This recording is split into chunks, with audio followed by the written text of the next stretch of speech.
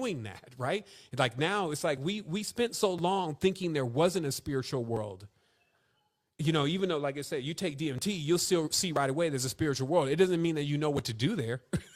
It doesn't mean you could take all the ayahuasca you want, and it doesn't mean that you know now what to do on the spiritual plane, but you know the spiritual plane exists. So imagine people who would spend 40, 50 years and never even, they just got this Jehovah thing they've been worshiping, and they never even seen the real spiritual plane before, right? So in conclusion, I want to also say that the deep level of knowledge here is that everything is really about your foundation. You have to have the courage to go back in if you need to rework your foundation and get on something solid. And the reason is because obviously when you even grow up in dogmas or you have things happen to you when you're younger, you base everything that you're experiencing on the world from those dogmas. So everything goes into that, like I said, angel or devil category when you have a heavy Christian religion programming sitting under the layer of your metaphysics. You see what I mean? And then so sometimes you got to go back and watch your consciousness and watch your mind and see how much of that residue is still left that is allowing you to go on with certain absurdities that is short-circuiting your very energy. In order to have access to the complete cosmos, you must have a pass. The way that you get a pass through the cosmos is that you actually will help all of the children. You don't care what color they are, any of that, that you will help the children as if they're your own.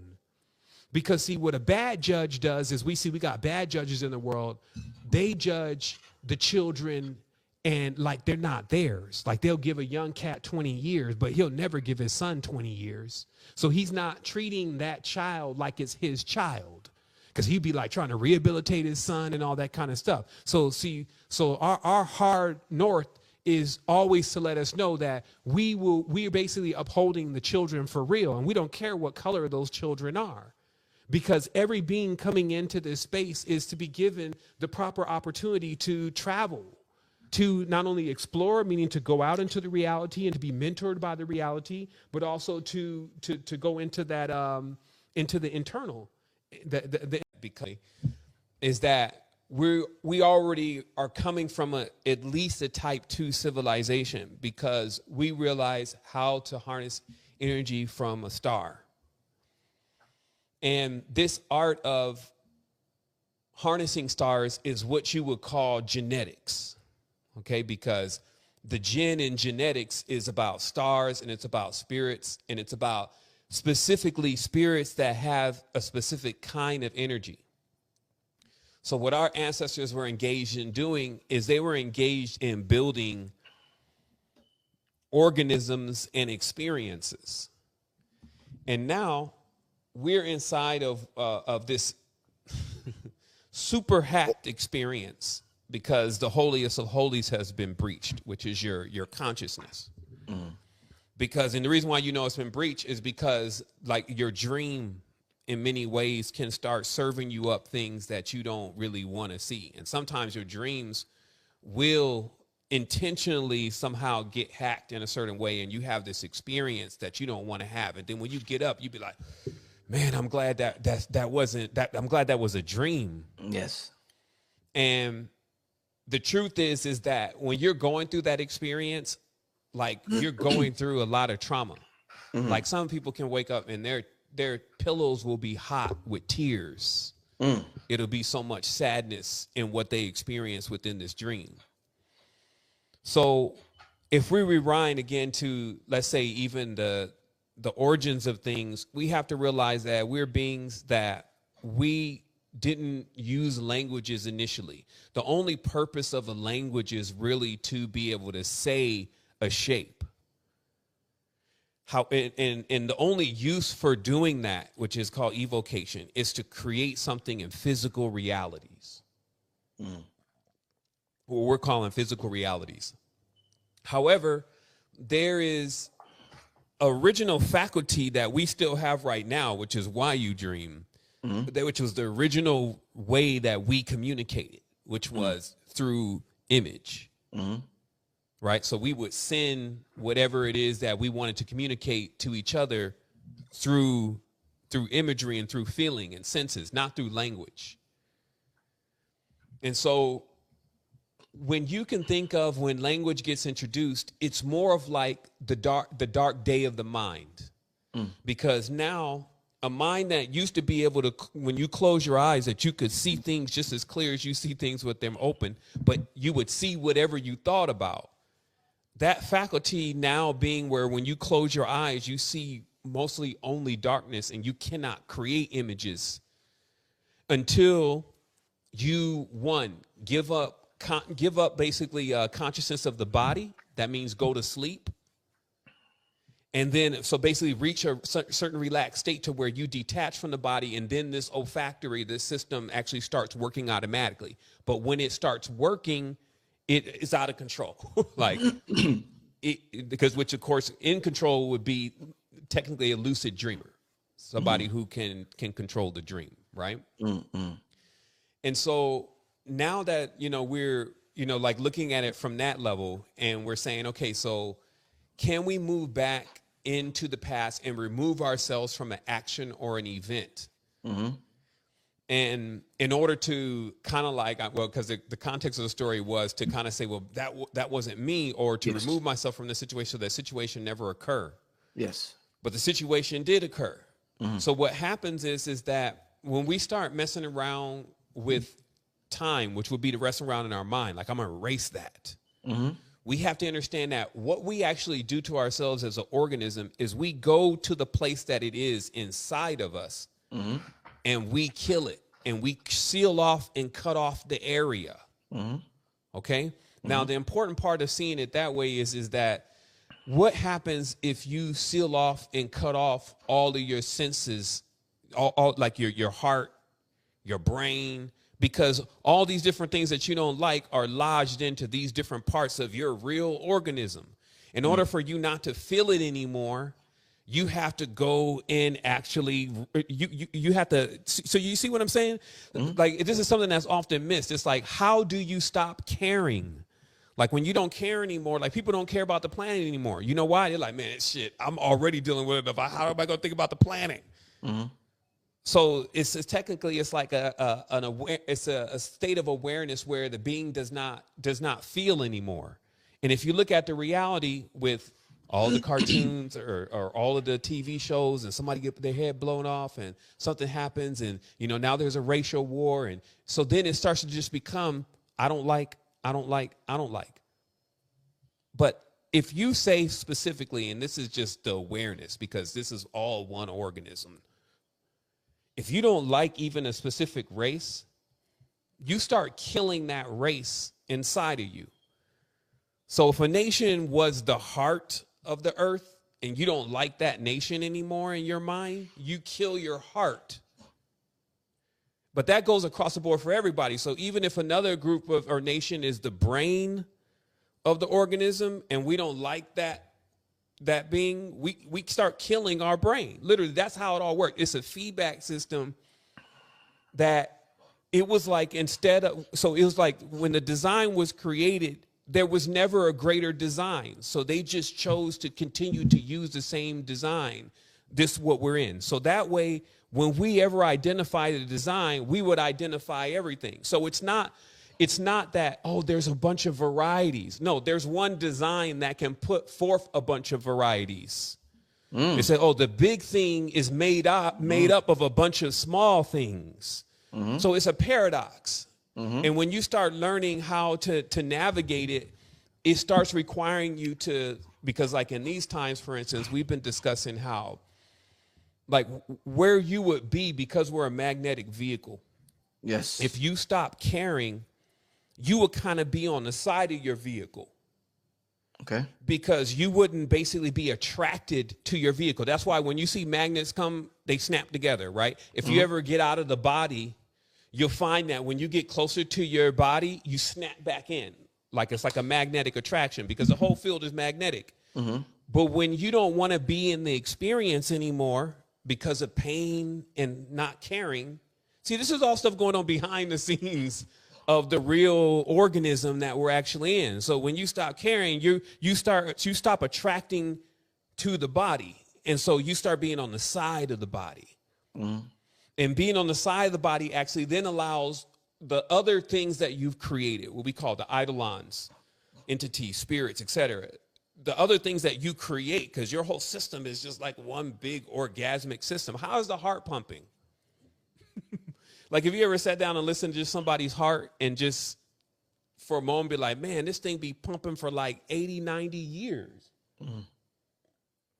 What battery do we have go 80, 90 years pumping? Facts. Yeah. You see what I mean? So it's like, we're just like now at this stage where since 2023 is coming, we have to realize we're at the height now of the knowledge of men. Like now all is disclosed. So it's easy now to see the narratives, meaning the stories that have basically caught our people up into just a complete loop and even a self-destruct sequence. We have to realize that we're such powerful beings. Any story that you're hearing about life and about existence, you still have to weigh whether or not that story is even real. Because of how the magnitude of what we're actually in. Because the thing is that you need to go with knowledge that cannot be refuted. What we call the gems. The gems, nobody can steal them from you because they rob themselves of it. It's like the moment they steal the gem, they rob themselves of the gem. It's like the real things in life that you will have to truly, truly seek. But now notice this though, what I was reading about the type of civilization. When the civilization is very advanced, it utilizes the energy that is already being delivered to it. Like right now, we on a planet, and every day, like if you're out in the hot sun, that sun has got energy coming off of it, and a panel will take the energy and store the energy somewhere, right? But that's not all that the energies that are moving around, but that's one of them. But notice how if we got to mine every day, which is what going to work is. Because when you go to work, you got to use your mind. So you're mining. That's all the mining the gold stuff, right? Like it's like now that you're going to mine, it means that you're on a whole backwards ass technology now because you don't need to mine. Like what do we mine for? We mine for resources, and resources are energy. Yes. Right? But if energy is already coming, all we would need to do is just put ourselves in the position to receive. We wouldn't have to be miners. This is why magic doesn't work very well in these new systems that they've created with all these different entities and all this kind of stuff. Most of that shit don't even work. This is why most of the people that use it, they still be living at their grandma's house. You don't actually see the proof of the wisdom of the type of people that it's supposed to produce. And this is something where we would have to just look at personally as ourselves and be like, okay, check, it doesn't work. What's next? And you just got to be in your paint by yourself. It doesn't matter if everybody else agrees that it doesn't work. Like religious systems don't work. They're broken for real. They're about religion. So anytime they start talking about Jesus or any of that stuff, get away from it. It's not even something you should play with, the entities that play around with that. Right. But yet, you know, even right now, it's like they're cooking off a half-baked. I talked about it's like a half-baked Antichrist. We get like a B-rated movie Antichrist. This is how watered down the reality is. Even the prophecies are coming out like watered down. Like, damn, I thought the Dajjal was going to have like one eye. And like with the other color eye, they was going to come from the east. They was going to be flowing with robes. The sky was going to get dark. You know what I mean? They had like this. And it'd be just Kanye West and Alex Jones sitting up there dooming everybody and dooming the system and dooming themselves because they bought into a narrative. And then you got to think, okay, so will those beings rapidly be making it to a type 1, type 2, type 3 civilization? Because that's when you got to look back in yourself and say, what kind of civilization is this? Like all of these beings that I got that live inside of me, how is the real communication going on between the king and his land, right? Which is the body. And if people miss that, for instance, like the whole thing is so super connected. The ley lines that run down the earth, which are the same ley lines people go down when they die. Like, do you know when you die, you go down a highway right away? It's called, and they're straight lines. That's what they call the old straight track. And cemeteries generally are always where the big like the LAX or the ATL of where the whole transfer is about to go, because this thing is definitely not finna waste anything what we're in. People be thinking they're gonna die. You think you could get out of it that easy? See, we created death because we were afraid of life.